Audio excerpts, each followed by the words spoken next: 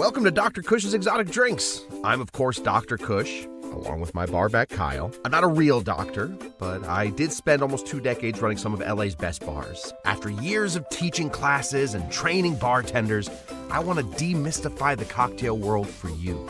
Let's try a few new things as I open up my bar to everybody. Belly up, chat, and let's have a drink. All right, everybody, welcome to Dr. Kush's Exotic Drinks. Welcome back to Dr. Kush's Exotic Drinks. I'm Dr. Kush. We are here tonight to continue our Fall of Fizz. That's what we're up to. We are continuing our Fall of Fizz. We are going to be doing another Fizz. We are going to be grabbing a Fizz from this book right here. This is Trader Vic's Bartender's Guide. I got the revised version because it has more recipes in it.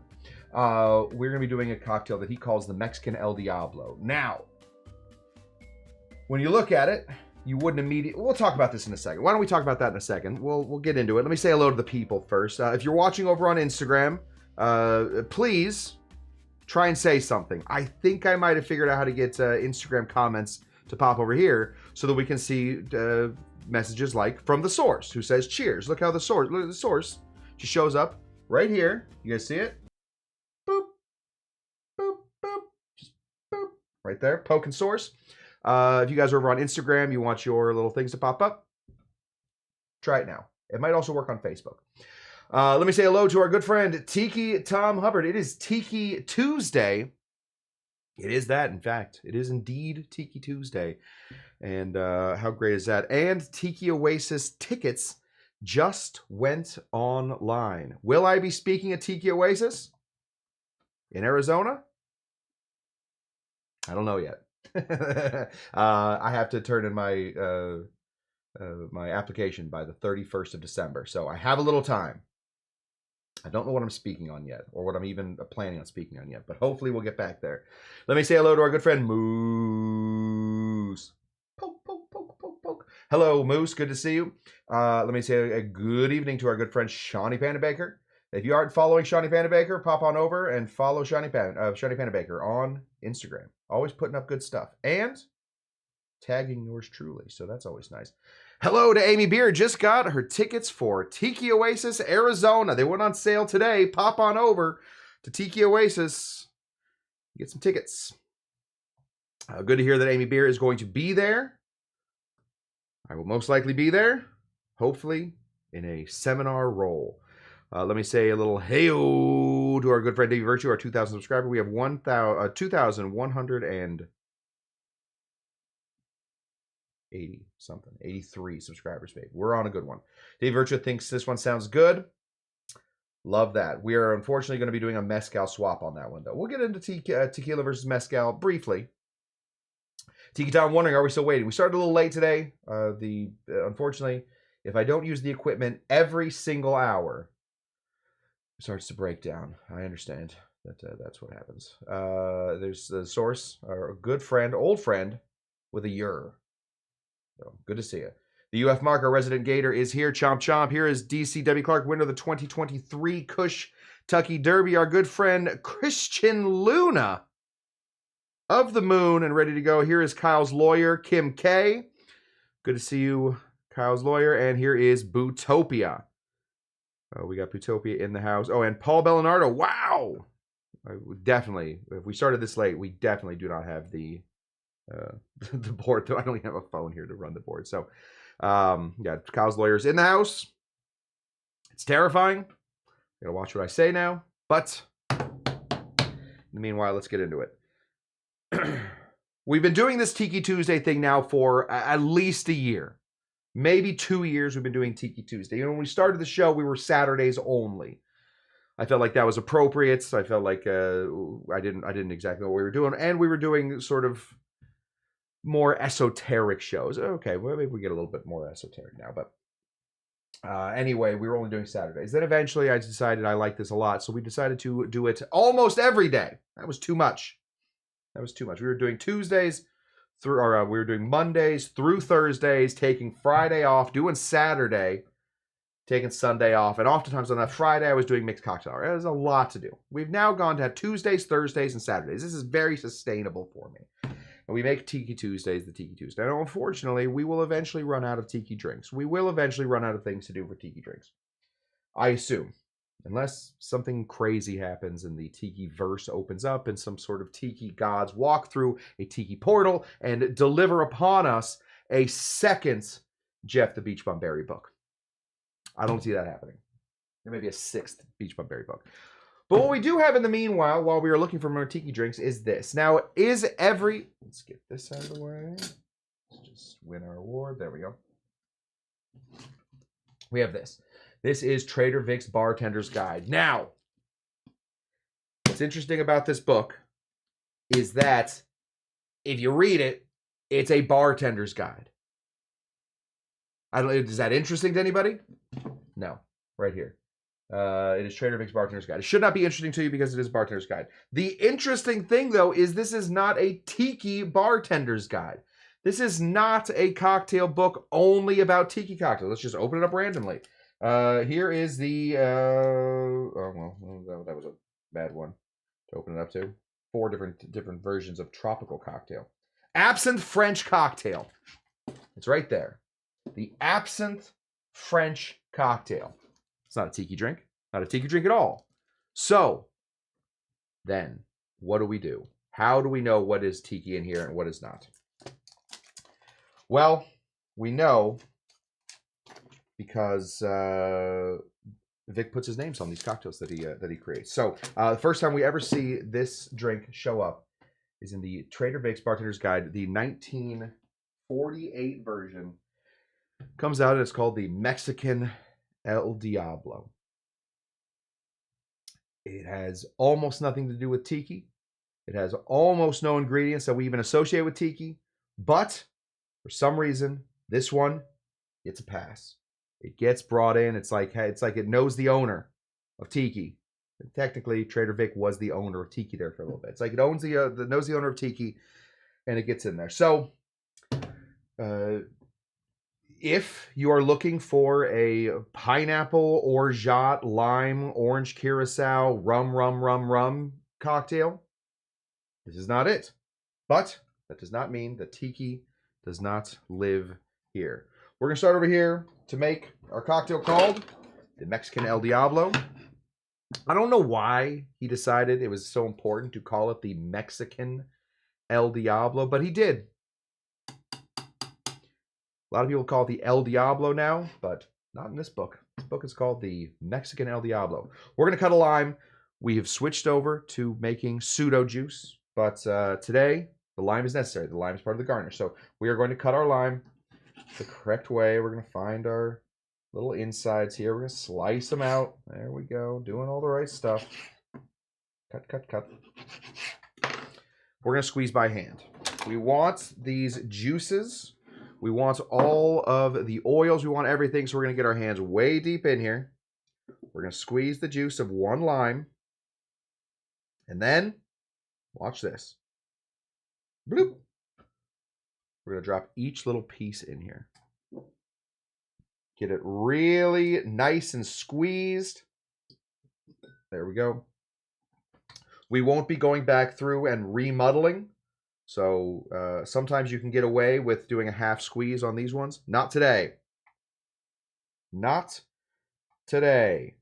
Dropping this right in here. Perfect. Squeeze this guy. Whenever we squeeze this middle part, it looks stupid. We don't like it. It's gross.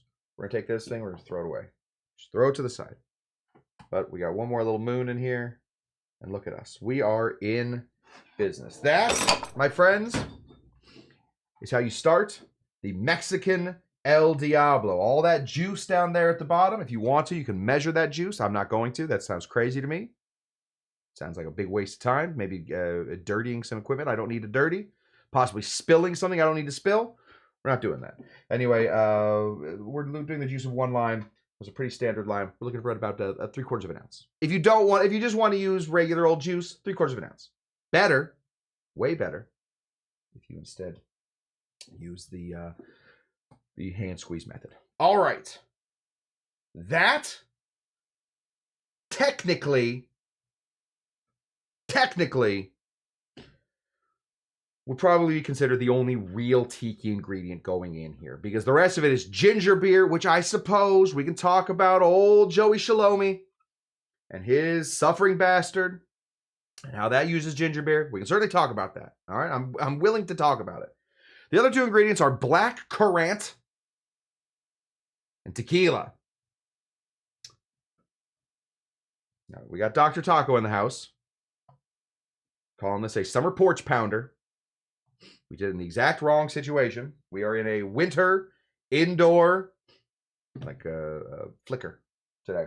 I'm sure Dr. Taco can probably rattle off a number of tiki cocktails that have tequila in them. I can probably name 2 more. Tequila is not really a tiki ingredient. But today, it happens to be. We're going to reach over here, though, before we get into our tiki. We're going to grab some of this stuff. Now, this right here is our good friend, Creme de Cassis. Creme de Cassis. It is black currant. People can ask, and I will accept these questions for the next 2 minutes. And then we will no longer ask anymore. Can I, instead of using black currant, use something like this? Same basic color, little pink, pretty cute. Probably the cutest bottle I ever did see, a Chambord. I would say until you have actually tried a creme de cassis, got your nose way in there.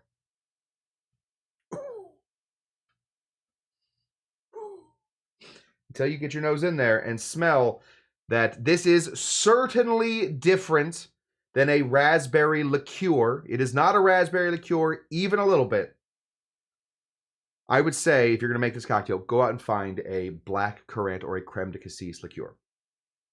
After that, if you decide that this stuff is too bitter, it's too sour, it's too, let's just say it, black curranty, you find out that that's the case for you,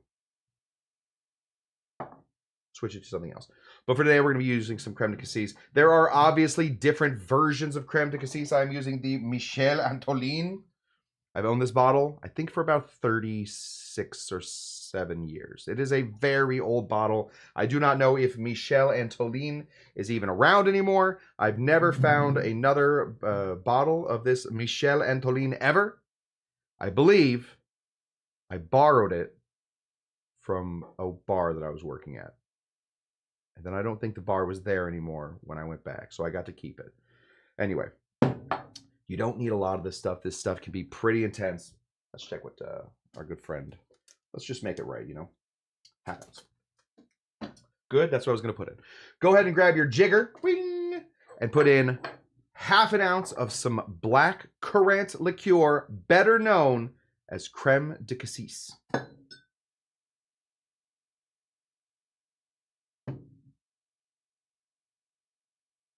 There we go.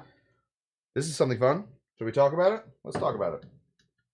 Notice right here, we have an issue with specific gravity. Look how much heavier this liquid is than this liquid. Even though I poured it on top, it is so fat, it is so thick, it is such a thick girl, it went right down to the bottom. That is what creme de cassis is meant to do. It is a lot of sugar in there. If you're looking to layer things, remember about creme de cassis. It layers low. It layers low. Here's something that doesn't layer so low. This right here is our good friend tequila.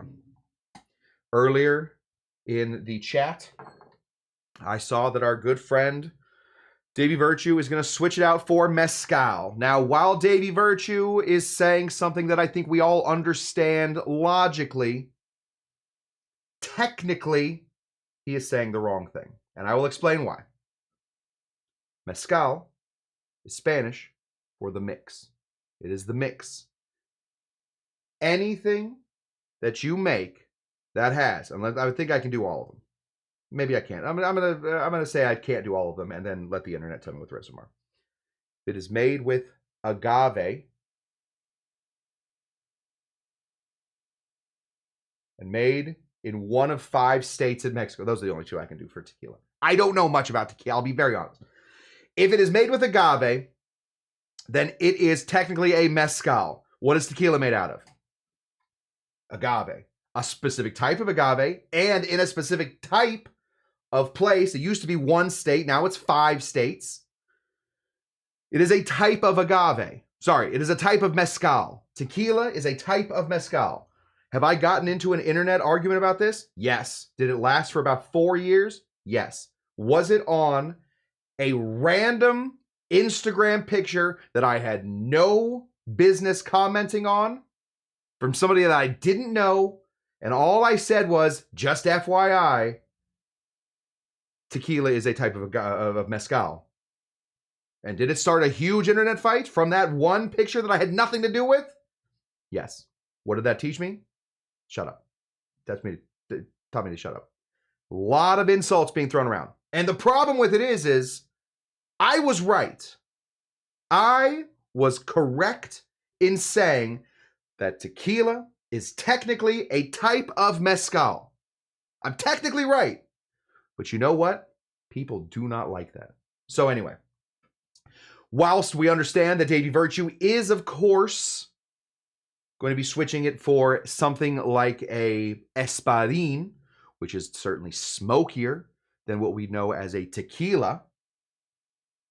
Tequila is technically a mezcal. So anyway, we're going to be using this one. It asked for a reposado. I do not keep many tequilas in my bar. Shocking. What? This was just given to me as a gift. It was given to me half drank, which is, I think, my favorite kind of gift. This is the Rosa. I guess it is aged in... let's read about it. What does it say? It's a Blanco Rosa. Oh, it says nothing. Dang, I should have really looked into this. I think it has something to do with rosé, but I think it has something to do more with the bottle, the place that it's bottled, or the place that it's aged. But it says it's a Blanco. Blanco is technically, should be an unaged tequila, so I guess it has nothing to do with the place where it's aged. Either way. Find yourself, hopefully, a reposado tequila, something that has a little bit of, pizzazz, maybe a touch of age. That's what we're looking for. Or pizzazz, like, it's kind of pink. We need 1.5 ounces of some tequila.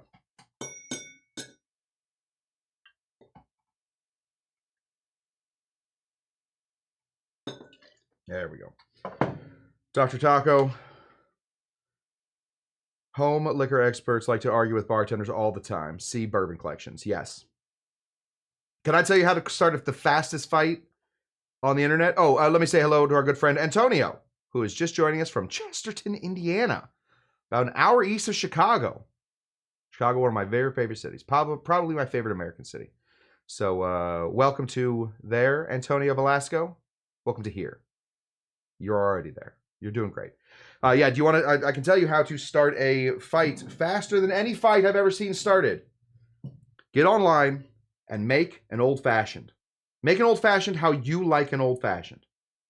Make it the correct way. Make an old-fashioned the correct way.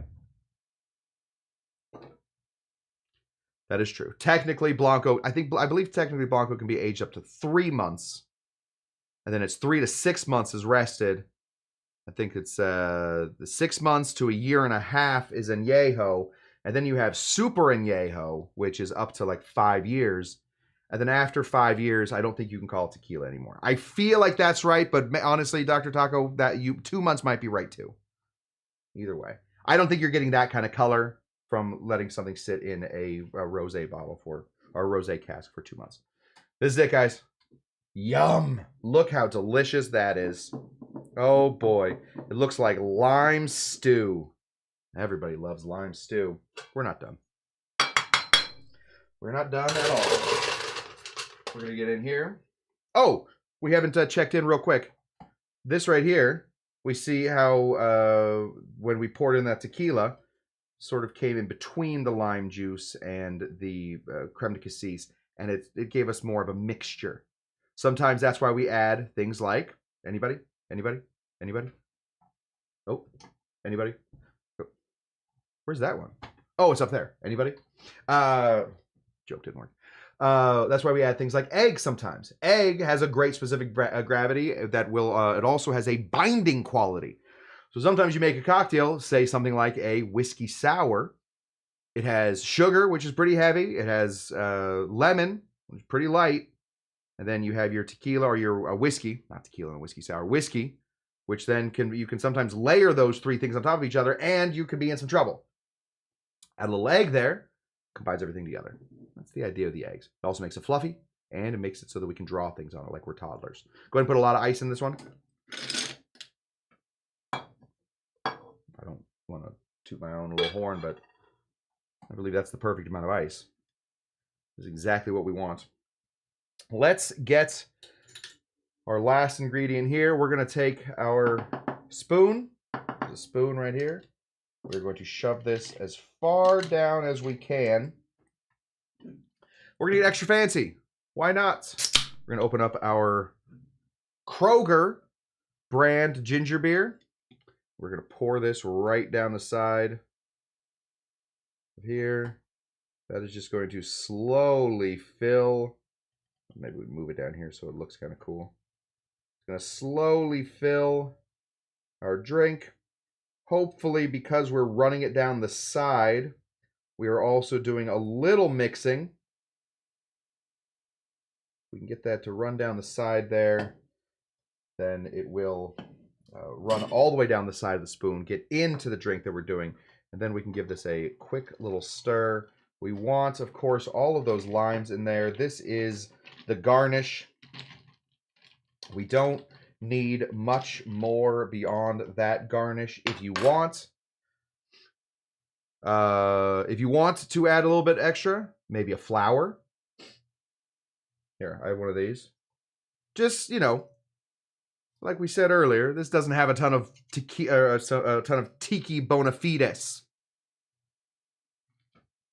Put on one of those guys. Look at that. Now we got it. Dr. Taco, you have Kroger out there. We do not have the Kroger stores. We have I believe there was a man, I'm just taking a total guess at this. There used to be a man named Ralph Kroger. I think his middle name might have been Safeway. So his name was Ralph Safeway Kroger. So Kroger's are one place. Out here, we're formal. California, we're super formal. We don't, don't call me Mr. Cushman. Please. Call me my informal name, Dr. Cush. Much easier, much less formal. I believe that's the reason that we have Ralphs out here. Now, I just made that up 100%. Do not have any history of the Kroger family or a man named Ralph Kroger. I don't believe I have history on anybody named Ralph. So don't take anything I just said for granted, but we do not have Kroger's. We have a brand called Ralph's, which sells all the Kroger stuff. This is it right here, guys. Very, very fun drink. Oh, very, very fun drink. You do not need, if you do not want, you do not need to have the little umbrella. You do most likely want to have all these little guys on here. Very fun. Let's see what we got. Want to remind you, tequila is not my favorite thing. I know that I absolutely look and the way that I talk about things makes it seem like I am a fan of tequila. I am a white man in my 40s that spent a number of years behind a bar, wears black shirts, has at least one crazy face feature. That crazy face feature, of course, I have the beard. It's not crazy, but it's pretty long, and I have big hair. That is the exact description of a tequila drinker. It is also the exact description of Tiki people. So do not ever mistake Tiki people for tequila people. They often don't mix. Go ahead and give this a sip. I don't care what you do now. So many ads. Does the show have ads? The show should not have ads. I'll look into that. I don't want you guys to be watching ads. I want you guys here with me. Roger G. Moose, in my humble opinion, aged mezcal is not worth the money. Better to experiment with different varieties of piña beyond just the espadín. I think that is a good thought on that. Blanco mezcal, of course, delicious. But different styles of piña. sometimes you say, how many pinas do you get in there? And then, of course, you get drunk enough. It's going to sound like different things. Why are there pinas in my... Who put the pinas in my mezcal? I didn't want pinas in my mezcal. I wanted the pinas outside of my mezcal. I wanted the pinas to do something else. Oh, good. Not getting any ads. Phew. I mean, if I'm not making any money, I don't want any ads. I mean, if they were paying me for something, then trust me, I would abuse my audience instantly. I see you guys as nothing more than a piggy bank. Cha-ching! Every time I see you, cha-ching, cha-ching, cha-ching. That is why, for the last 4 years, I have been doing this for almost free. Because I love making money. Ooh, money. Oh, if only you knew. That is not my thing. Okay, guys, that is what I got. Oh, let me tell you, that's a drink. Are we good with drinks? We feel like we have our drink in here. It's delicious. It's very good. I don't recommend making this with anything less bitter than the creme de cassis. If you want to make it with Chambord, I think that's great. You're going to want to put a few dashes of Angostura bitter in there. You need the bitter in here to make this thing balance out. Otherwise, the tequila can sometimes taste somewhat medicinal.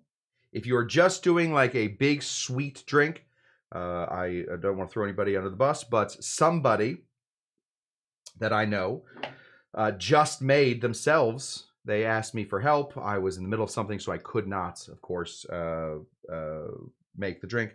They made the drink themselves by just adding some falernum, some lime, and some tequila together, thinking that that would make a margarita. And it did not, in fact, make a margarita. In fact, it was gross. I was called in to help. I've added a little bit of agave, and it seemed to calm the whole situation down. But that was that. I was just about to talk about the royalty.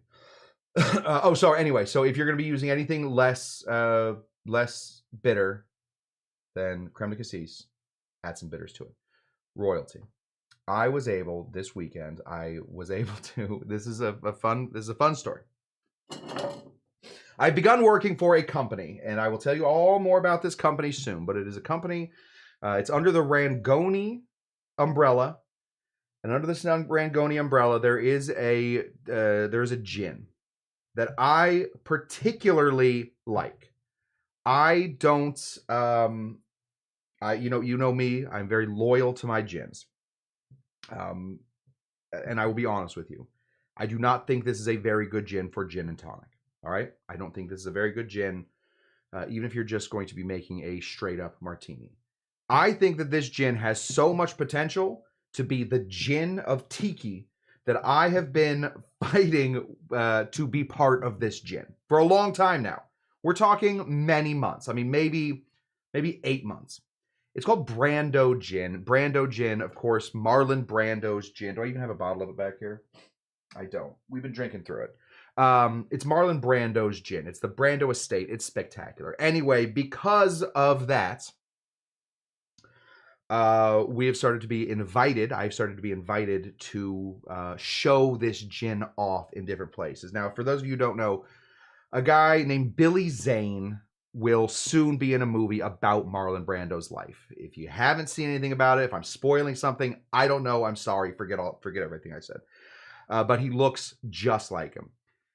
Billy Zane was part of something called the Global Impact Awards over the weekend. Billy Zane won an award. Angelina Jolie won an award. Multiple different kings and queens from all over the world won awards at this place. They were all there to accept them.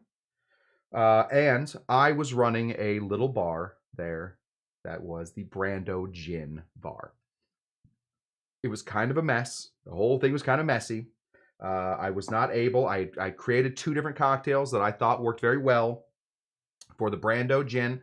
We will talk about those soon. When we get Brando really involved, we'll talk about these cocktails. But they, unfortunately, they told me I can make a gin and tonic. And I already told you, I do not think that this is a particularly good gin for tonic. It is very tropical. It is not very piney, so it doesn't work well. And then they had another one, which was just a little bit of lime or something. But I had some cucumbers and I had some agave, and I started making this drink into ranch water. Well, what happened? The ranch water with this gin took off. It freaking took off. I had Billy Zane coming up to my thing multiple times. I had a number of very, very famous people that ended up loving my Brando Gin Ranch Water. And we will get into that soon. Again, it's called Brando Gin. Brando Gin. It's called Brando Motu Gin. Motu, of course, means that doesn't. We said no ads. Now suddenly I'm doing an ad, but I think this is important because we're gonna talk about this gin a little bit. Motu is the Polynesian word for island, I believe, or maybe it's the Maori word for island. It's one of those. It means island. Marlon Brando, for a long time, lived in Polynesia, but lived on different islands throughout. And this gin seeks to recreate that whole thing. It has strong notes of things like papaya. It has big, fat passion fruit all the way through that. All the botanicals, except for the Italian juniper, are all coming from Polynesian islands. I'm very excited to get into this. Anyway, I was able to make a big impact at the Global Impact Awards, not by helping with charity, but by, yes, please don't listen to me. I'm trying to sell a product. Yes, guys, plug your ears. Plug your ears. But how much is it? I don't know where it is even yet, Dr. Taco. We are very young. It is going to be about $35 for a 750. So it is... It is not going to be it's not going to be an overly expensive. It's going to find its middle ground because, again, it is going to be a gin that is not great for normal uses of gin. Sometimes there's a lot of stuff. Yes, Rangoni, Motu, gin. $0 online, $40 online. Okay, $40. I think in stores we're looking at $35. So it's going to be a pretty middle of the road gin as far as gins go. Of course, it's not going to be Old Raj for $7.99, but it isn't going to be blue or gray whale or the other ones. So that's what we got. Rangoni Brando Motu Gin. We will have giveaways of it. We're going to find ways to do that. I don't know how we're going to do it yet. And I am trying right now to get it into Arizona Tiki Oasis because I do think that that's where we're going. Anyway, it was very cool. I got to shake hands with a number of different royal people who really liked my ranch water. I got to shake hands with our good friend. I got to make Billy Zane a couple cocktails. We got to see a number of things. It was a very, very cool event. So I'm sorry that I couldn't be here Saturday, but we are back on schedule now. And we're going to try and get a bunch of guests in here coming up soon. So if you have a guest that you would like to see, that, somebody that you know that's way into booze, please send them to me. I want to get people like Dr. Taco on here because, clearly a guy that knows what he's talking about. I want to get Frank, our good friend, the low-carb cocktail guy, make some low-carb cocktails stuff. I have a few actors that I feel like we should get on here. And hopefully, eventually, Billy Zane. So do a show making the ranch water that you rocked it with. Yeah, I think that's probably pretty good. I think we will definitely do that. It's a very, very simple cocktail, but man, it's freaking delicious. Might go out to Tiki Oasis this year with Inferno Room. I'll let you know. Please do, Dr. Taco. We are a party force. We have about 6 of us, or 7 or 8 or 9, 10 of us that show up to all of them. So we would love to hang with Dr. Taco, bring the Inferno Room. Maybe we can do like a cross-collab situation. We'll figure it out. Okay. That's what I got for you guys. Thank you for asking about my day. Tell me about your day. Oh, one more thing. I'm putting together my seminar for Tiki Oasis. I want to hear your opinions. If there has been something on the show that I've talked about that you find crazy interesting, you're like, oh my God, how are we not talking about ice in Tiki stuff? How are we not talking about the different types of ice and etc.? That might be a very difficult thing to do, but not impossible. But if there's something that you particularly like, please let me know, because I have about 1,000 things that I want to talk about, but am having a hard time narrowing them down. So that's what I got for you guys. As excuse me, as always, Thank you for showing up. Today we made the Mexican El Diablo and Thirsty Thursdays and Super Saturdays. Tiki Tuesdays. Oh, Tiki Tuesday. Yeah, definitely it's Thirsty Thursday. I don't think we're set on Super Saturdays, but maybe. I don't know. Honestly, maybe I can't stop that train now. Choo choo, that thing's on the rails. All right. As always, guys, always a pleasure, never a chore. Thank you to you, Source, as well. Ha ha ha to you, Kyle. And what do we always say? Bye bye. Are you Dr. Tinga Tanga? Bye bye.